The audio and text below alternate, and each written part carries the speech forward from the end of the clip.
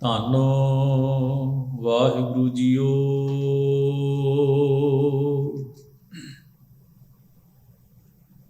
ਬੈਰਾਗੀ ਰਾਮ ਹੈ ਗਾਵੋਂਗੋ, ਸ਼ਬਦ ਅਤੀਤ ਅਨਾਹਦ ਰਾਤਾ। ਆਕੁਲ ਕੈ ਘਰ ਜਾਊਂਗੋ, ਬੈਰਾਗੀ ਰਾਮ ਹੈ ਗਾਵੋਂਗੋ। ਸ਼ਬਦ ਅਤੀਤ ਅਨਾਹਦ ਰਾਤਾ। ਆਕੁਲ ਕੈ ਘਰ ਜਾਊਂਗੋ। ਵਾਹਿਗੁਰੂ ਜੀ ਕਾ ਖਾਲਸਾ, ਵਾਹਿਗੁਰੂ ਜੀ ਕੀ ਫਤਿਹ। ਪਰਮ ਸਤਿਕਾਰਯੋਗ ਗੁਰੂ ਸਵਾਰੀ ਸਾਧ ਸੰਗਤ ਜੀਓ, ਸਤਿਗੁਰੂ ਨੇ ਅਪਾਰ ਬਖਸ਼ਿਸ਼ ਕਿਰਪਾ ਕੀਤੀ ਹੈ। ਬੜੇ ਪ੍ਰੇਮ ਇਕਾਗਰਤਾ ਨਾਲ ਆਪ ਜੀ ਗੁਰੂ ਦਰਬਾਰ ਦੀ ਹਾਜ਼ਰੀ ਭਰਦਿਆਂ ਹੋਇਆਂ ਸਤਿਗੁਰੂ ਦੀ ਪਾਵਨ ਬਾਣੀ ਦੇ ਪਾਠ ਅਤੇ ਕੀਰਤਨ ਦੇ ਰੂਪ ਵਿੱਚ ਲਾਹੇ ਪ੍ਰਾਪਤ ਕਰ ਰਹੇ ਸੀ। ਇਹਨਾਂ ਰੋਜ਼ਾਨਾ ਦੇ ਦੀਵਾਨਾਂ ਵਿੱਚ ਆਪਾਂ ਭਗਤ ਨਾਮਦੇਵ ਸਾਹਿਬ ਜੀ ਦੇ ਉਚਾਰਨ ਕੀਤੇ ਹੋਏ ਪਾਵਨ ਸ਼ਬਦਾਂ ਦੀ ਲੜੀਵਾਰ ਕਥਾ ਵਿਚਾਰ ਕਰਦਿਆਂ ਹੋਇਆਂ ਭਗਤ ਜੀ ਦੇ ਪਾਵਨ ਉਪਦੇਸ਼ ਨੂੰ ਸਮਝਣ ਦਾ ਆਹਰ ਅਤੇ ਯਤਨ ਕਰਦੇ ਹਾਂ। ਜਿਸ ਪਾਵਨ ਸ਼ਬਦ ਦੀ ਵਿਚਾਰ ਹੁਣ ਦੇ ਦੀਵਾਨਾਂ ਵਿੱਚ ਆਪਾਂ ਕਰਨੀ ਹੈ, ਇਹ ਪਾਵਨ ਸ਼ਬਦ ਆਪਾਂ ਪਿਛਲੇ ਦੀਵਾਨਾਂ ਵਿੱਚ ਵਿਚਾਰਨਾ ਆਰੰਭ ਕੀਤਾ ਸੀ। ਕੇਵਲ ਰਹਾਉ ਦੇ ਬੰਦ ਦੀ ਵਿਚਾਰ ਹੀ ਸੀਮਤ ਸਮੇਂ ਅੰਦਰ ਹੋ ਸਕੀ। ਇਸ ਸ਼ਬਦ ਨੂੰ ਆਪਾਂ ਹੁਣ ਵਿਚਾਰਨ ਦਾ ਯਤਨ ਕਰਦੇ ਹਾਂ। ਰਹਾਉ ਦੇ ਬੰਦ ਦੀ ਥੋੜ੍ਹੀ ਜਿਹੀ ਸੰਖੇਪ ਵਿਚਾਰ ਸਮਝ ਲਈਏ ਕਿ ਪਾਵਨ ਸ਼ਬਦ 972 ਅਤੇ 73 ਨੰਬਰ ਅੰਕ ਉੱਤੇ ਰਾਗ ਰਾਮਕਲੀ ਦੇ ਵਿੱਚ ਸੁਭਾਇਮਾਨ ਹੈ ਔਰ ਇਹ ਦੂਸਰਾ ਸ਼ਬਦ ਹੈ। ਇਸ ਰਾਗ ਦੇ ਵਿੱਚ ਭਗਤ ਨਾਮਦੇਵ ਸਾਹਿਬ ਮਹਾਰਾਜ ਦੇ ਕੁੱਲ 4 ਸ਼ਬਦ ਦਰਜ ਨੇ। ਰਹਾਉ ਦੇ ਬੰਦ ਵਿੱਚ ਭਗਤ ਜੀ ਨੇ ਫਰਮਾਇਆ, ਮੈਂ ਪ੍ਰੇਮ ਵਿੱਚ ਭਿੱਜ ਕੇ ਉਸ ਪਰਮੇਸ਼ਰ ਵਾਹਿਗੁਰੂ ਦੇ ਗੁਣਾਂ ਨੂੰ ਧਿਆਉਂਦਾ ਹਾਂ, ਗਾਉਂਦਾ ਹਾਂ, ਜਪਦਾ ਹਾਂ। ਉਸ ਦੀ ਸਿਫਤ ਸਲਾਹ ਤੋਂ ਮੁਤਾਸਰ ਤੇ ਪ੍ਰਭਾਵਿਤ ਹੁੰਦਾ ਹਾਂ। ਉਸ ਦੀਆਂ ਖੂਬੀਆਂ ਮੇਰੀ ਸੁਰਤ ਵਿੱਚ, ਮੇਰੀ ਜ਼ਿੰਦਗੀ ਵਿੱਚ, ਮੇਰੇ ਮਨ ਮਸਤਕ ਵਿੱਚ ਵਸ ਰਹੀਆਂ ਨੇ। ਇਸ ਸਿਫਤ ਸਲਾਹ ਦੀ ਬਰਕਤ ਨਾਲ ਹੀ ਸ਼ਬਦ ਅਤੀਤ ਅਨਾਹਦ ਰਾਤਾ, ਜੋ ਨਿਰਲੇਪ ਸਾਰੇ ਪਸਾਰੇ ਵਿੱਚ ਹੁੰਦਿਆਂ ਹੋਇਆਂ ਵੀ ਇਸ ਪਸਾਰੇ ਦੇ ਪ੍ਰਭਾਵ ਤੋਂ ਜੋ ਮੁਕਤ ਹੈ, ਉਹ ਪਰਮੇਸ਼ਰ ਵਾਹਿਗੁਰੂ ਜਿਸ ਦੀ ਕੋਈ ਸੀਮਾ ਲਿਮਟ ਹੱਦ ਨਹੀਂ ਹੈ, ਜੋ ਸਰਵ ਵਿਆਪੀ ਹੈ ਤੇ ਬੇਸ਼ੁਮਾਰ ਬੇਅੰਤ ਹੈ,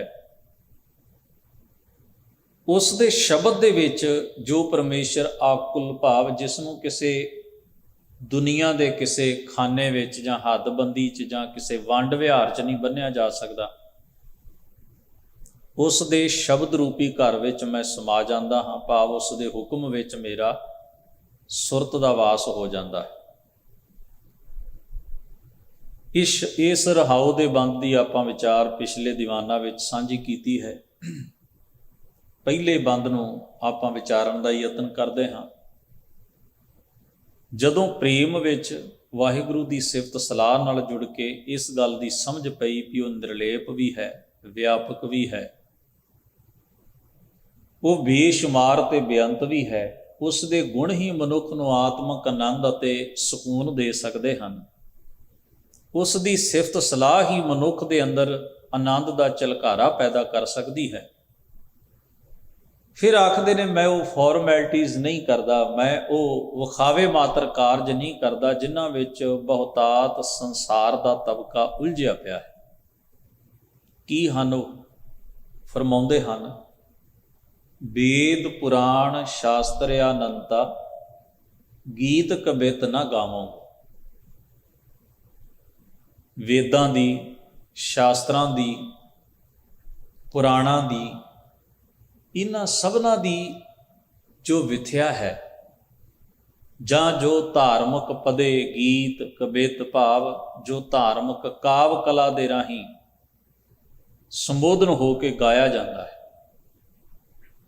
ਕਹਿੰਦੇ ਨੇ ਮੈਂ ਨਹੀਂ ਗਾਉਂਦਾ। ਇਹ ਬਚਨ ਬੜਾ ਸਮਝਣ ਵਾਲਾ ਹੈ। ਵੇਦ ਪੁਰਾਣ ਸ਼ਾਸਤਰ ਅਨੰਤਾ, ਗੀਤ ਕਵਿਤ ਨਾ ਗਾਵਾਂ। ਕਹਿੰਦੇ ਨੇ ਮੈਂ ਵੇਦਾਂ ਦੇ, ਪੁਰਾਣਾਂ ਦੇ, ਸ਼ਾਸਤਰਾਂ ਦੇ ਗੀਤ ਕਵਿਤ ਭਾਵ ਉਹਨਾਂ ਦੇ ਮੰਤਰਾਂ ਨੂੰ ਨਹੀਂ ਗਾਉਂਦਾ।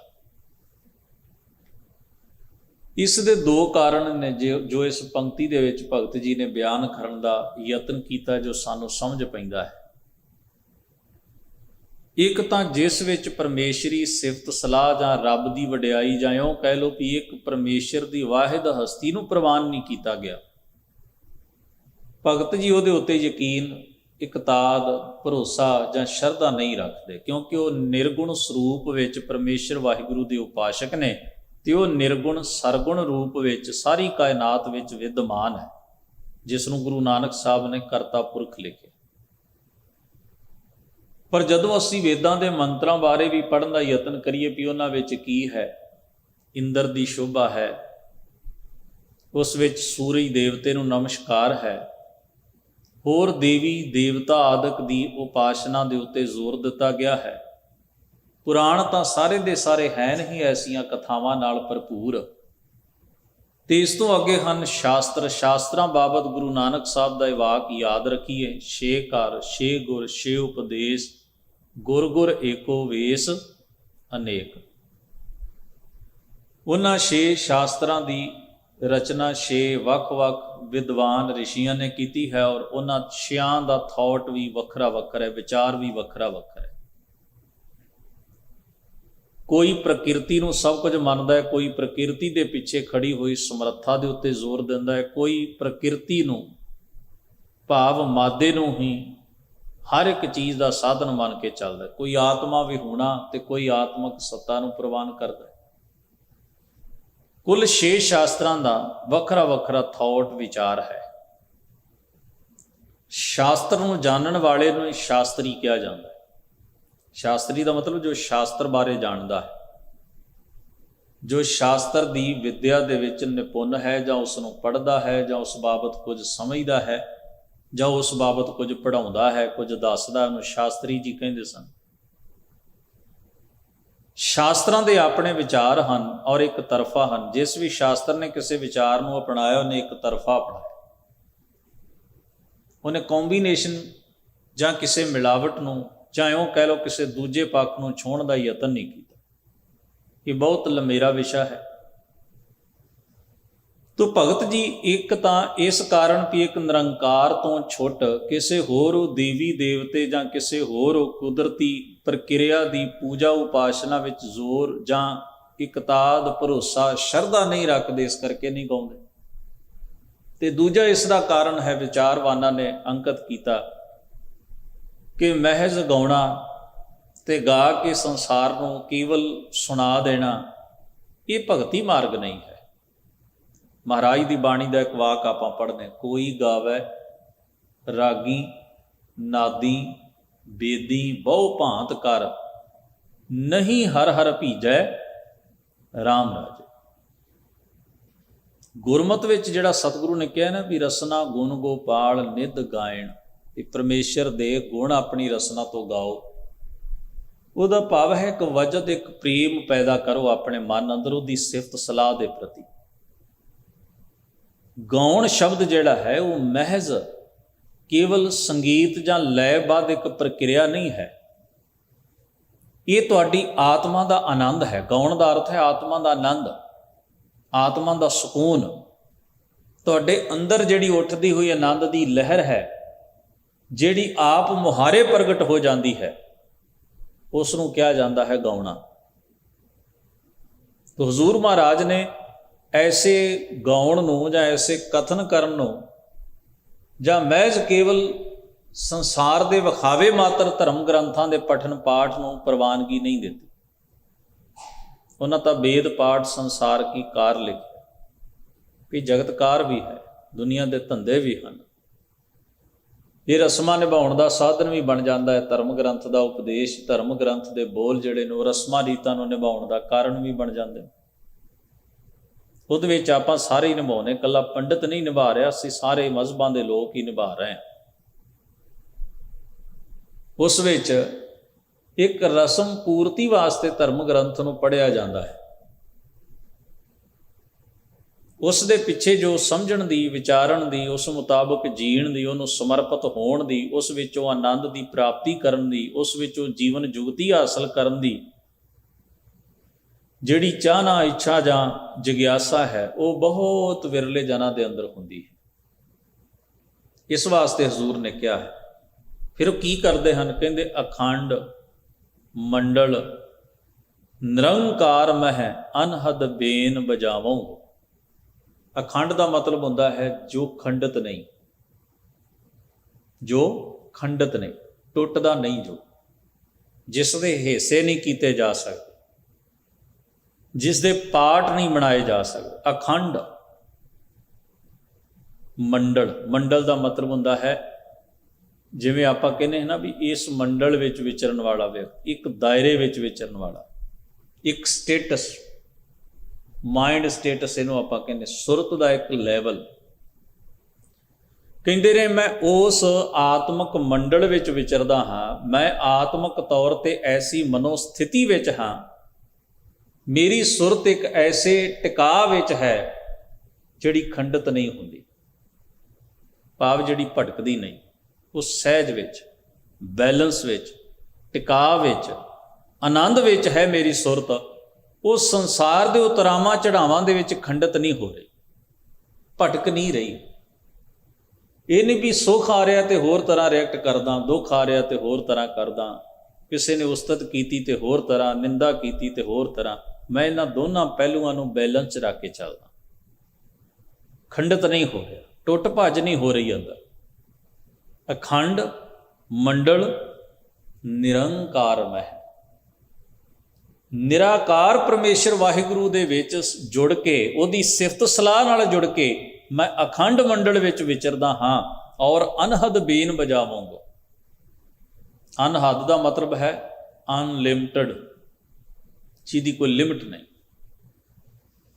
ਬੀਨ ਦਾ ਅਰਥ ਹੈ ਬੰਸਰੀ, ਧੁਨ, ਸੰਗੀਤ ਪੈਦਾ ਕਰਨ ਵਾਲੀ ਧੁਨ, ਕੋਈ ਐਸੀ ਧੁਨੀ ਜੋ ਤੁਹਾਡੇ ਮਨ ਨੂੰ ਮੋਹ ਜਾਏ। ਬਜਾਵਾਂਗੋ, ਵਜਾਉਂਦਾ ਹਾਂ, ਭਾਵ ਮੈਂ ਕੇਵਲ ਵਾਹਿਗੁਰੂ ਦੀ ਉਸਤਤੀ ਦਾ ਉਸਤਤੀ ਰੂਪ ਬੰਸਰੀ ਹੀ ਵਜਾ ਰਿਹਾ। ਵਾਹਿਗੁਰੂ ਅਕਾਲ ਪੁਰਖ ਦੀ ਹੁਕਮ ਰੂਪ ਬੰਸਰੀ ਦੀ ਧੁਨ ਵਿੱਚ ਹੀ ਮਗਨ ਹਾਂ। ਜਿਵੇਂ ਹਰ ਇੱਕ ਮਨੁੱਖ ਨੂੰ ਦੁਨੀਆ ਵਿੱਚ ਕੁਝ ਸੁਣਨ ਦਾ ਸ਼ੌਕ ਹੁੰਦਾ ਹੈ। ਕਈ ਵਾਰ ਕੋਈ ਧੁਨ ਜਿਹੜੀ ਹੈ ਉਹ ਸਾਡੀ ਬੜੀ ਮਕਬੂਲ, ਪ੍ਰਚਲਿਤ, ਸਾਡੇ ਮਨ ਭਾਉਂਦੀ ਹੁੰਦੀ ਹੈ, ਅਤੇ ਜਦੋਂ ਤੁਸੀਂ ਉਹ ਲਾਉਂਦੇ ਹੋ, ਸਾਜ਼ ਵੱਜਦੇ ਹਨ, ਕੋਈ ਗਾਉਣ ਵਾਲਾ ਉਸ ਆਵਾਜ਼ ਜਾਂ ਧੁਨੀ ਵਿੱਚ ਗਾਉਂਦਾ ਹੈ, ਤੁਸੀਂ ਉਹਨੂੰ ਘੰਟਿਆਂ ਬੱਧੀ ਵੀ ਸੁਣਦੇ ਰਹਿੰਦੇ ਹੋ, ਜ਼ਿੰਦਗੀ 'ਚ ਕਈ ਵਾਰ ਸੁਣਦੇ। ਜਦੋਂ ਤੁਸੀਂ ਉਹਨੂੰ ਸੁਣਦੇ ਹੋ ਤਾਂ ਇਹਦਾ ਮਤਲਬ ਹੈ ਤੁਹਾਡੇ ਅੰਦਰ ਨੂੰ ਉਹ ਚੀਜ਼ ਕੋਈ ਖਿੱਚ ਪਾਉਂਦੀ, ਤੁਹਾਨੂੰ ਕੋਈ ਸਕੂਨ ਜਾਂ ਸੈਟਿਸਫੈਕਸ਼ਨ ਦਿੰਦੀ, ਤੁਹਾਨੂੰ ਕੋਈ ਆਨੰਦ ਆਉਂਦਾ ਉਹਨੂੰ ਸੁਣਨ ਦੇ ਵਿੱਚ। ਇਸ ਕਰਕੇ ਬਾਰ-ਬਾਰ ਉਸ ਧੁਨ ਨੂੰ ਸੁਣਿਆ ਜਾਂਦਾ, ਆਵਾਜ਼ ਨੂੰ। ਤੋ ਅਨਹਦ ਬੇਨ ਕੀ ਹੈ? ਇਸੇ ਨੂੰ ਭਗਤ ਜੀ ਨੇ ਅੱਗੇ ਸ਼ਬਦ ਆਏਗਾ, ਆਪਾਂ ਵਿਚਾਰਾਂਗੇ। ਧੰਨ ਧੰਨ ਉਹ ਰਾਮ ਬੇਨ ਬਾਜੈ। ਰਾਮ ਜੀ ਦੀ ਸਰਵਵਿਆਪੀ ਵਾਹਿਗੁਰੂ ਦੀ ਬੰਸਰੀ ਵੱਜ ਰਹੀ ਹੈ।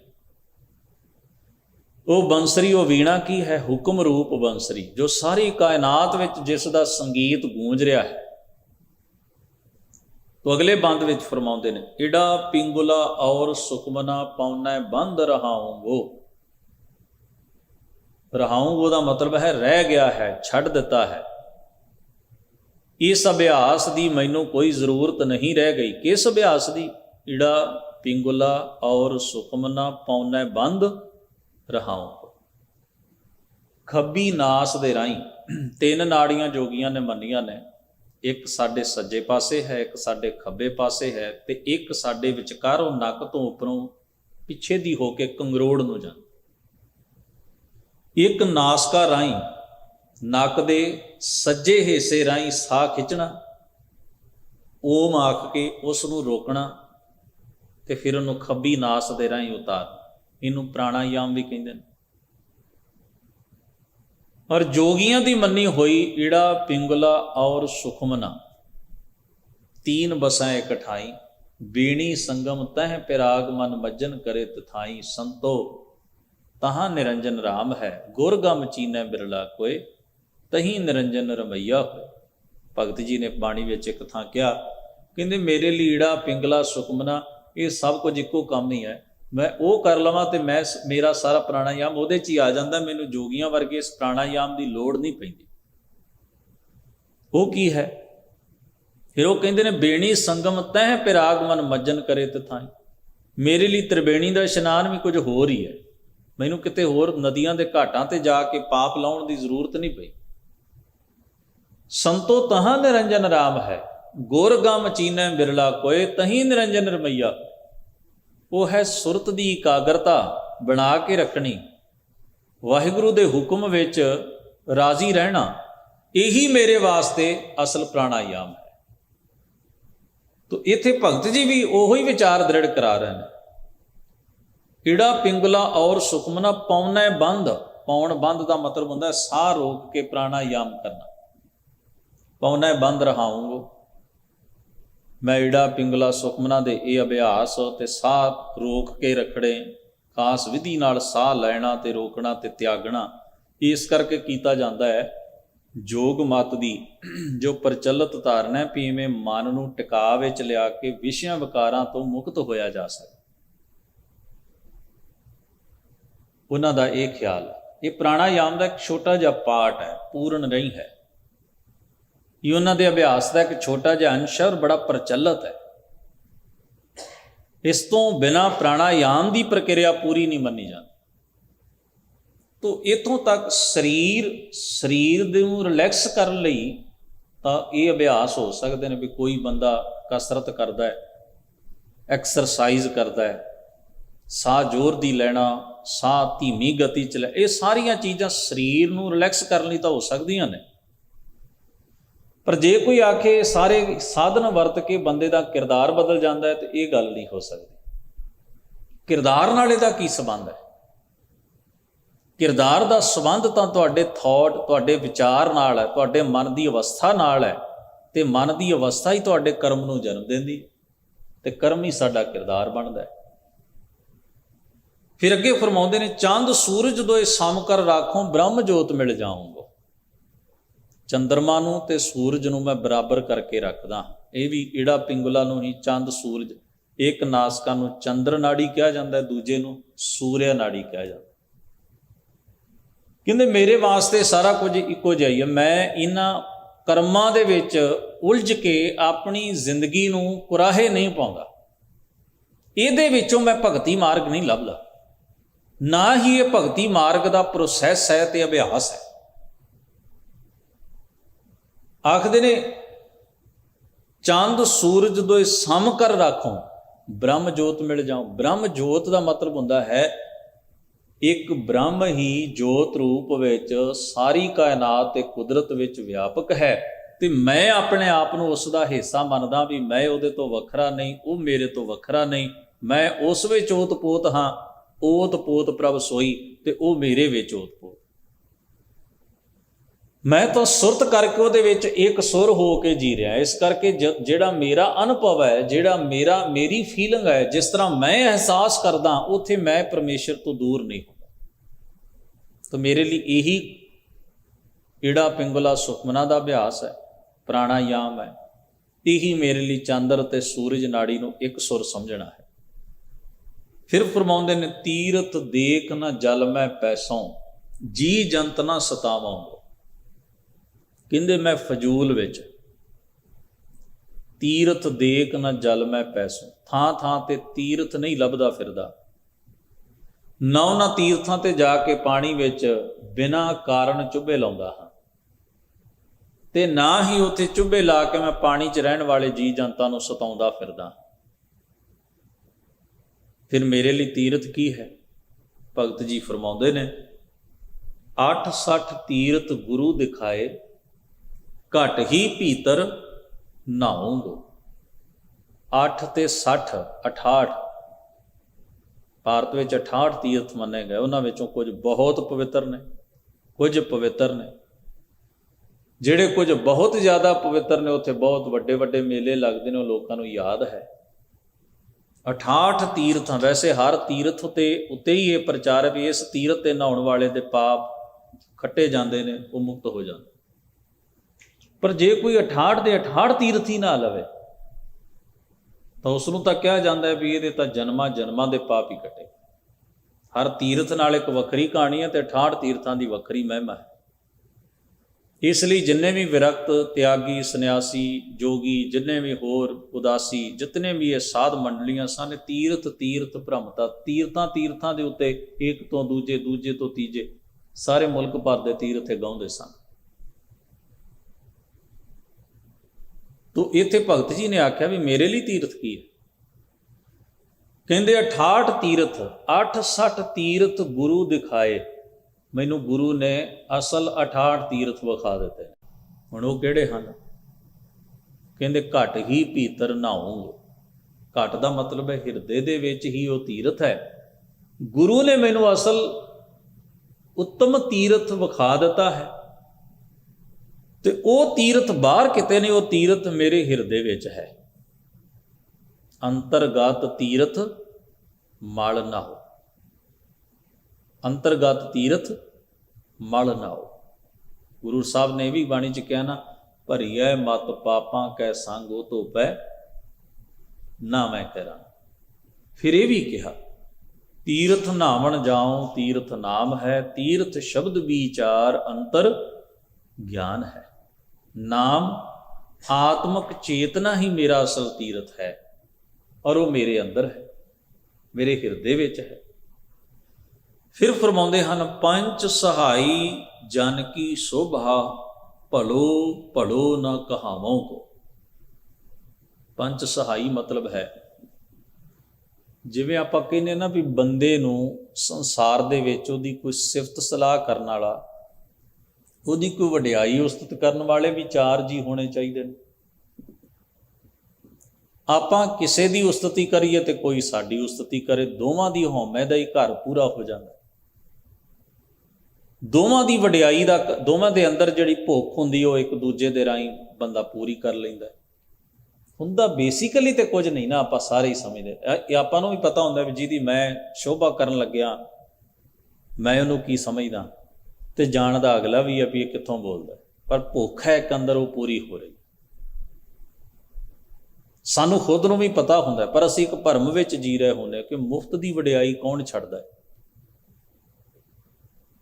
ਫਰੀ ਦੀ ਰਿਸਪੈਕਟ ਮਿਲਦੀ ਹੋਵੇ, ਭਾਵੇਂ ਝੂਠੀ ਹੀ ਹੈ, ਪਰ ਇੱਕ ਤਸੱਲੀ ਜਿਹੀ ਦਿੰਦੀ ਹੈ ਵੀ ਚਲੋ ਬਾਕੀ ਤੇ ਸੁਣ ਹੀ ਰਹੇ ਨਾ, ਜਿਹੜੇ ਬਾਕੀ ਲੋਕ ਸੁਣ ਰਹੇ ਨੇ। ਪਰ ਕਮਾਲ ਦੀ ਗੱਲ ਹੈ, ਇਵੇਂ ਅਸੀਂ ਇੱਕ ਦੂਜੇ ਨੂੰ ਛੱਡਦੇ ਰਹਿੰਦੇ ਹਾਂ, ਛਲੇ ਜਾਂਦੇ ਹਾਂ ਤੇ ਛੱਡਦੇ ਹਾਂ। ਇਵੇਂ ਧੋਖੇ ਵਿੱਚ ਰਹਿੰਦੇ ਹਾਂ ਤੇ ਧੋਖਾ ਦਿੰਦੇ ਰਹਿੰਦੇ ਹਾਂ। ਯਥਾਰਥ ਜੋ ਹੈ, ਰਿਐਲਿਟੀ ਜੋ ਹੈ, ਆਪਣੇ ਅੰਤਰ ਆਤਮੇ ਨੂੰ ਕਦੇ ਪੁੱਛਣ ਦੀ ਜਾਂ ਅੰਦਰ ਪੜਚੋਲ ਕਰਨ ਦੀ ਕਦੇ ਕੋਸ਼ਿਸ਼ ਨਹੀਂ ਕਰਦੇ, ਹੈ ਇਹ ਸਭ ਕੁਝ ਵਿਅਰਥ ਦਾ ਬੋਲਬਾਲਾ। ਇਸ ਲਈ ਹਜ਼ੂਰ ਨੇ ਕਿਹਾ ਸੀ, ਨਹੀਂ ਦੁਨੀਆ ਨਾ ਸਾਲਾ ਜੋ ਮਰ ਵੰਝਸੀ, ਲੋਕਾਂ ਨਾ ਸਾਲਾ ਜੋ ਮਰ ਖਾਕ ਥੀ, ਵਾਹ ਮੇਰੇ ਸਾਹਿਬਾ ਵਾਹ, ਗੁਰਮੁਖ ਸਦਾ ਸਲਾਹੀ ਹੈ ਸੱਚਾ ਵੇਬ। ਇਹਦਾ ਭਾਵ ਇਹ ਨਹੀਂ ਹੈ, ਮੰਨ ਲਓ ਕੋਈ ਚੰਗਾ ਕਾਰਜ ਕਰ, ਤੁਸੀਂ ਇਹ ਕਹੋ ਵੀ ਇਹ ਚੰਗਾ ਕੀਤਾ, ਇਹ ਗਲਤ ਨਹੀਂ ਹੈ। ਜਦੋਂ ਅਸੀਂ ਕਰਮ ਦੀ ਬਜਾਏ ਕੇਵਲ ਬੰਦੇ ਦੇ ਪੁਤਲੇ ਨੂੰ ਸਲਾਉਣ ਤੁਰ ਪੈਂਦੇ ਆ, ਫਿਰ ਭਾਵੇਂ ਉਹ ਜਦੋਂ ਅਸੀਂ ਉਹਦੇ ਪੈਰੋਕਾਰ ਹੋ ਗਏ ਨਾ, ਉਹ ਭਾਵੇਂ ਲੱਖ ਗਲਤੀਆਂ ਕਰੇ, ਅਸੀਂ ਉਹਨੂੰ ਫਿਰ ਵੀ ਸਲਾਈ ਜਾਣਾ ਹੁੰਦਾ। ਅਸੀਂ ਕਰਮ ਥੋੜ੍ਹਾ ਵੇਖਦੇ, ਅਸੀਂ ਕਰਮ ਨਹੀਂ ਵੇਖਦੇ, ਅਸੀਂ ਉਹਦਾ ਪੁਤਲਾ ਵੇਖ ਕੇ ਉਹਨੂੰ ਸਲਾਈ ਜਾਂਦੇ। ਸਾਰੀ ਦੁਨੀਆ ਕਹੇ ਨਹੀਂ ਸਹੀ, ਅਸੀਂ ਕਹਾਂਗੇ ਕਿਉਂ ਨਹੀਂ ਸਹੀ।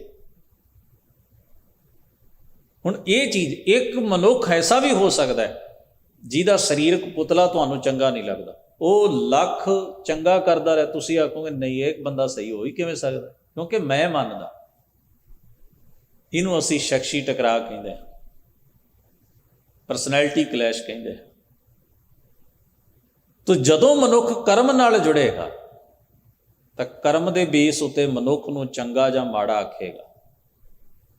ਤੇ ਜਦੋਂ ਜੋੜੀ ਕੋਈ ਤਨ ਦੇ ਪੁਤਲੇ ਜਾਂ ਬੁੱਤ ਨਾਲ ਜਾਏ, ਸਰੀਰ ਦੇ ਕਲਬੂਤ ਨਾਲ ਜੁੜ ਜਾਏ, ਫਿਰ ਜੇ ਤੁਹਾਡੀ ਦ੍ਰਿਸ਼ਟੀ ਵਿੱਚ ਉਹ ਗੁਣੀ ਹੈ ਤੇ ਉਹ ਲੱਖ ਔਗਣ ਕਰੇ ਗੁਣੀ ਰਹੇਗਾ, ਤੇ ਜੇ ਉਹ ਔਗਣਿਆਰਾ ਹੈ ਫਿਰ ਤੁਸੀਂ ਉਹਨੂੰ ਗੁਣੀ ਆਖੀ ਜਾਓਗੇ। ਬਿਲਕੁਲ ਸਾਡਾ ਇੱਕ ਸਿੱਧਾ ਜਿਹਾ ਰਸਤਾ ਬਣ ਜਾਂਦਾ ਹੈ ਕਿ ਅਸੀਂ ਉਹਨੂੰ ਸਲਾਉਣਾ ਹੈ, ਕਿ ਅਸੀਂ ਉਹਨੂੰ ਨਿੰਦਣਾ। ਅਸੀਂ ਪਹਿਲੋਂ ਮਿਥਿਆ ਹੁੰਦਾ ਉਹਦੇ ਕਰਮ ਨੂੰ ਜਾਣੇ ਬਿਨਾਂ। ਤੋ ਇਸ ਤਰ੍ਹਾਂ ਵੀ ਚੱਲਦਾ ਹੈ ਸੰਸਾਰ ਦੇ ਅੰਦਰ। ਤੇ ਕਈ ਵਾਰ ਅਸੀਂ ਦੂਜੇ ਨੂੰ ਬਹੁਤਾ ਸਲਾਉਣ ਵਿੱਚ ਇਸ ਕਰਕੇ ਵਕਤ ਖਰਾਬ ਕਰਦੇ ਹਾਂ, ਕਿਉਂਕਿ ਸਾਨੂੰ ਹੁੰਦਾ ਵੀ ਕੱਲ੍ਹ ਨੂੰ ਇਹ ਮੈਨੂੰ ਵੀ ਤੇ ਸਲਾਹੇਗਾ, ਐਵੇਂ ਮੇਰੇ ਔਗਣਾਂ ਦਾ ਵਿਖਾਲਾ ਪਾ ਕੇ ਨਾ ਬਹਿ ਜਾਏ। ਇਸ ਕਰਕੇ ਪਹਿਲਾਂ ਮੌਕਾ ਸਾਂਭੋ, ਇਹਦੀ ਸੋਭਾ ਹੀ ਇੰਨੀ ਕੁ ਕਰ ਦਿਓ ਵੀ ਇਹ ਮੇਰੇ ਬਾਰੇ ਕੁਝ ਗਲਤ ਕਹਿ ਹੀ ਨਾ ਸਕੇ। ਤੋ ਮਨ ਜਿਹੜਾ ਹੈ ਉਹ ਪਲ ਪਲ ਉੱਤੇ ਚਤੁਰਾਈ ਦੀ ਖੇਡ ਖੇਡਦਾ ਹੈ। ਭਗਤ ਜੀ ਆਖਦੇ ਪੰਚ ਸਹਾਈ ਜਨ ਕੀ ਸ਼ੋਭਾ, ਭਲੋ ਭਲੋ ਨਾ ਕਹਾਵਾਂ। ਨਾ ਮੈਂ ਫੋਕਟ ਵਿੱਚ ਕਿਸੇ ਦੀ ਸ਼ੋਭਾ ਕਰਦਾ, ਉਹਨਾਂ ਨੂੰ ਸ੍ਰੇਸ਼ਟ ਆਖਦਾ, ਇਹਨੂੰ ਚਾਪਲੂਸੀ ਕਹਿ ਸਕਦਾ, ਤੇ ਨਾ ਹੀ ਮੈਂ ਚਾਪਲੂਸੀ ਕਰਵਾਉਣਾ, ਫੋਕੀ ਉਸਤਤ ਦਾ ਮੁਰੀਦ ਹੋ ਕੇ ਵਿਚਰਦਾ। ਭਲੋ ਭਲੋ ਨਾ ਕਹਾਵਾਂ, ਐਵੇਂ ਕੋਈ ਦੁਨੀਆ ਆਖੀ ਜਾਏ ਬੜਾ ਭਲਾ, ਜਾਣਦਾ ਉਹ ਮੈਨੂੰ ਹੈ ਨਹੀਂ, ਸਮਝ ਉਹਨੂੰ ਹੈ ਨਹੀਂ, ਕਰਮ ਮੇਰੇ ਬਾਰੇ ਉਹਨੂੰ ਪਤਾ ਨਹੀਂ। ਤੋ ਜਿੰਨੀ ਕੁ ਜੈਨੂਅਨ ਗੱਲ ਹੈ, ਜਿੰਨੀ ਕੁ ਇੱਕ ਲਿਮਟ ਵਿੱਚ ਗੱਲ, ਓਨੀ ਕੀ ਸ਼ੋਭਦੀ ਸੋਹਣੀ ਲੱਗਦੀ ਹੈ। ਇਹ ਤਾਂ ਉਹ ਗੱਲ ਹੁੰਦੀ ਨਾ, ਕੋਈ ਸਿਰ ਨੂੰ ਮੇਕਅਪ ਹੀ ਇੰਨਾ ਕਰ ਦਿਓ, ਸ਼ਿੰਗਾਰ ਹੀ ਇੰਨਾ ਕਰ ਦਿਓ ਵੀ ਉਹਦਾ ਮੂੰਹ ਹੀ ਦਿਸਣੋਂ ਹਟ ਜਾਏ। ਤਾਂ ਬਹੁਤੇ ਲੋਕ ਇਸ ਤਰ੍ਹਾਂ ਦੀ ਸ਼ੋਭਾ ਵੀ ਕਰਦੇ ਨੇ ਵੀ ਅਗਲੇ ਦਾ ਸਾਰਾ ਕੁਝ ਜਿਹੜਾ ਜੀਵਨ ਹੈ ਉਹ ਦਿਸਣੋਂ ਹੀ ਹਟ ਜਾਂਦਾ ਹੈ। ਇੱਕ ਉਹਦੇ ਉੱਤੇ ਨਕਲੀ ਮਖੌਟੇ ਚੜਾਉਣ ਵਾਲੇ ਇੰਨੇ ਮਖੌਟੇ ਚੜਾ ਦਿੰਦੇ ਨੇ ਵੀ ਉਹਦਾ ਅਸਲੀ ਮੂੰਹ ਹੀ ਲੁਕ ਜਾਂਦਾ। ਇਹ ਵੀ ਇੱਕ ਢੰਗ ਹੈ। ਭਗਤ ਜੀ ਕਹਿੰਦੇ ਮੈਂ ਨਹੀਂ ਕਹਾਉਂਦਾ, ਨਾ ਮੈਂ ਕਹਿਣ ਵਿੱਚ ਐਸੀ ਗੱਲ ਯਕੀਨ ਕਰਦਾ, ਨਾ ਮੈਂ ਕਹਾਉਂਦਾ। ਇਹ ਸਭ ਹਉਮੈ ਦੇ ਗੇੜ ਹਨ।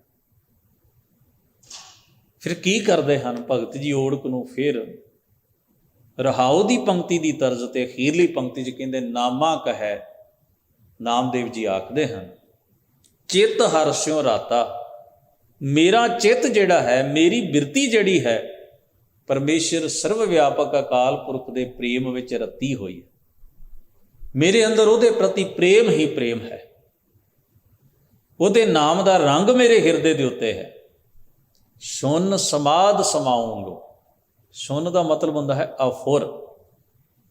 ਅਫੁਰ ਤੋਂ ਭਾਵ ਇੱਥੇ ਹੈ ਜਿੱਥੇ ਮੰਦਾ ਫੁਰਨਾ ਵੀ ਅੰਦਰ ਪੈਦਾ ਨਾ ਹੋਵੇ, ਕਿਸੇ ਦੇ ਪ੍ਰਤੀ ਮੰਦਾ ਖਿਆਲ ਵੀ ਮੇਰੇ ਅੰਦਰ ਪੈਦਾ ਨਾ ਹੋਵੇ, ਕਿਉਂਕਿ ਮੰਦਾ ਖਿਆਲ ਹੀ ਤੁਹਾਡੇ ਅੰਦਰ ਜਮ ਘਟਾ ਪੈਦਾ ਕਰਕੇ ਤੁਹਾਡੀ ਚਿੱਤ ਬਿਰਤੀ ਸੁਰਤ ਨੂੰ ਮਲੀਨ ਕਰ ਦਿੰਦਾ ਹੈ, ਤੁਹਾਡਾ ਦ੍ਰਿਸ਼ਟੀਕੋਣ ਮੈਲਾ ਕਰ ਦਿੰਦਾ ਹੈ, ਤੁਹਾਡੇ ਗਿਆਨ ਇੰਦਰੇ ਫਿਰ ਉਸੇ ਰਾਹੇ ਤੁਰ ਪੈਂਦੇ ਹਨ ਤੇ ਤੁਹਾਡਾ ਵਿਹਾਰ ਤੇ ਕਰਮ ਜਿਹੜਾ ਉਸ ਤਰ੍ਹਾਂ ਦਾ ਹੋ ਜਾਂਦਾ। ਜਿੱਥੇ ਮੰਦਾ ਫੁਰਨਾ ਵੀ ਪੈਦਾ ਨਾ ਹੋਏ ਉਹ ਸੁੰਨ ਸਮਾਧ। ਸਮਾਧ ਦਾ ਮਤਲਬ ਹੁੰਦਾ ਹੈ ਟਿਕਾਓ। ਐਸਾ ਟਿਕਾਓ ਜਿਹੜਾ ਮੰਦੇ ਫੁਰਨਿਆਂ ਤੋਂ ਰਹਿਤ ਹੈ, ਜਿਹੜਾ ਕੇਵਲ ਕੱਲਾ ਫਿਜ਼ੀਕਲੀ ਨਹੀਂ ਹੈ, ਮਾਨਸਿਕ ਹੈ। ਮਾਨਸਿਕ ਸਮਾਧੀ ਇਹਨੂੰ ਕਹਿ ਸਕਦੇ ਹੋ, ਮਾਨਸਿਕ ਆਤਮਿਕ ਟਿਕਾਓ ਇਹਨੂੰ ਕਹਿ ਸਕਦੇ ਹੋ। ਤੋ ਉਸ ਨੂੰ ਕਿਹਾ ਹੈ ਨਾਮਾ ਕਹੈ ਚਿੱਤ ਹਰਸਿਓ ਰਾਤਾ, ਸੁਨ ਸਮਾਧ ਸਮਾਉਂਗੋ। ਇਸ ਵਿੱਚ ਮੈਂ ਐਸੀ ਅਵਸਥਾ ਵਿੱਚ, ਅਫੁਰ ਅਵਸਥਾ ਵਿੱਚ ਸਮਾ ਗਿਆ, ਟਿਕ ਗਿਆ। ਪਾਤਸ਼ਾਹ ਬਖਸ਼ਿਸ਼ ਕਰਨ ਇਸ ਪਾਵਨ ਸ਼ਬਦ ਦਾ ਉਪਦੇਸ਼ ਸਾਡੇ ਸਭਨਾਂ ਦੇ ਹਿਰਦਿਆਂ ਵਿੱਚ ਵਾਸਾ ਪਾਵੇ। ਮਹਾਰਾਜ ਦੇ ਇਸ ਪਾਵਨ ਉਪਦੇਸ਼ ਨੂੰ ਅਸੀਂ ਕਮਾ ਸਕੀਏ। ਹੋਈਆਂ ਭੁੱਲਾਂ ਚੁੱਕਾਂ ਦੀ ਖਿਮਾ, ਸਤਿਕਾਰ ਸਹਿਤ ਗੁਰੂ ਫਤਿਹ ਨਾਲ ਸਾਂਝ ਬਣਾਓ ਜੀ। ਵਾਹਿਗੁਰੂ ਜੀ ਕਾ ਖਾਲਸਾ, ਵਾਹਿਗੁਰੂ ਜੀ ਕੀ ਫਤਿਹ।